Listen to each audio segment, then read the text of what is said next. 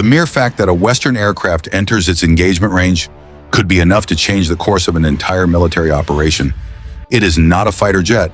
It is not a hypersonic missile. Yet the S-500 Prometheus is presented as one of the most feared weapons in Russia's arsenal. But can it truly challenge Western air superiority, or are its capabilities still largely unproven? The S-500 Prometheus is far more than an upgraded version of the famous S-400. Russia claims to have developed a system that represents a new generation of air and missile defense. Its mission is no longer limited to destroying aircraft or cruise missiles. It is also designed to intercept ballistic missiles, hypersonic weapons, and, according to Russian statements, even certain targets operating at the edge of space. This ambition immediately places the Prometheus in a category of its own. Very few countries claim to possess a technology capable of engaging such a wide range of threats with a single system. Development of the S-500 began more than a decade ago. Russian engineers sought to address a major challenge. Fifth-generation stealth aircraft are becoming increasingly difficult to detect, while hypersonic missiles dramatically reduce the reaction time available to air defenses. Russia's answer was to create an entirely new system equipped with more powerful radars, faster computing systems, and new interceptor missiles capable of reaching much higher speeds and altitudes than previous generations. What has attracted the greatest attention from Western analysts, however, are its advertised capabilities. Russia claims the S-500 can detect targets at distances of up to 800 kilometers.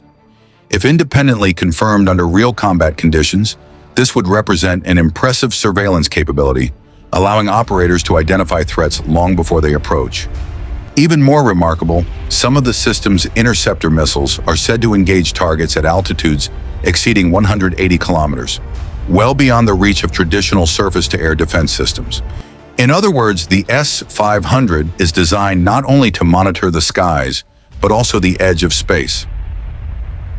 This is precisely what concerns many defense analysts. Imagine a scenario where low Earth orbit satellites, ballistic missiles, and stealth aircraft are all operating within the same theater of war.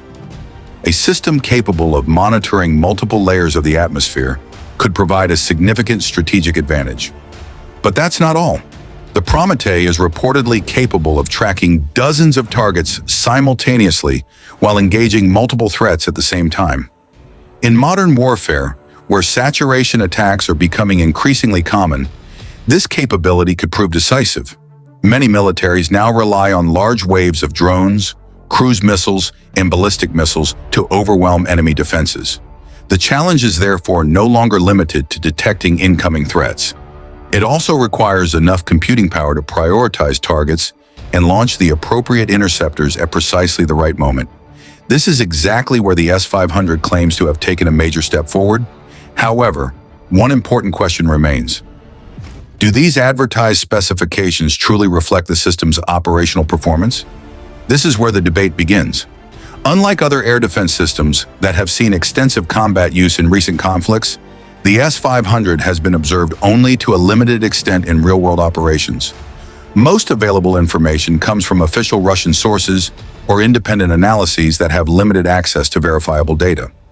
As a result, many of the published performance figures remain difficult to confirm independently, and it is precisely this lack of verified operational evidence that continues to fuel the mystery surrounding the Prometheus. Even so, Western nations are watching its development very closely. Why? Because even if its actual capabilities prove to be somewhat lower than advertised, the mere possibility that an opponent possesses a more advanced air defense system is enough to force military planners to rethink their strategies. A pilot does not fight only weapons. A pilot also fights uncertainty. And in warfare, uncertainty can be just as dangerous as a missile. Stealth aircraft such as the F-35 and the B-21 are specifically designed to minimize their radar signature. However, no aircraft is completely invisible. If Russia's new radar technologies genuinely improve the detection of low observable aircraft, they could complicate some of the most sensitive air operations. That does not mean stealth aircraft would suddenly become obsolete. It does mean, however, that their crews might need to adjust their flight paths, tactics, and electronic warfare measures. In other words, the competition between stealth and detection continues to evolve. Every technological breakthrough by one side immediately pushes the other to innovate even further. The S-500 is also part of a much broader Russian strategy. Russia does not rely on a single air defense system. Instead, it employs a layered defense network consisting of the Pantsir for short-range threats, the S-350 for medium-range defense, the S-400 for long-range protection, and finally the S-500 for the most advanced and complex threats. The objective is to create a fully integrated defensive shield in which every system supports and protects the others. Such an architecture makes penetrating the defense far more difficult than confronting an isolated battery. Meanwhile, the United States and its allies continue investing heavily in next-generation military technologies. Hypersonic missiles, autonomous drones, electronic warfare, artificial intelligence, and directed energy weapons are all becoming central elements of future warfare. The technological competition is accelerating on both sides, because in modern conflicts, the side that controls the skies often holds the decisive advantage on the battlefield. The S-500 therefore represents much more than a new air defense system. It symbolizes a new generation of military technology in which the boundaries between air defense, missile defense, and space defense are becoming increasingly blurred. The remaining question is whether its battlefield performance will ultimately match its ambitious claims.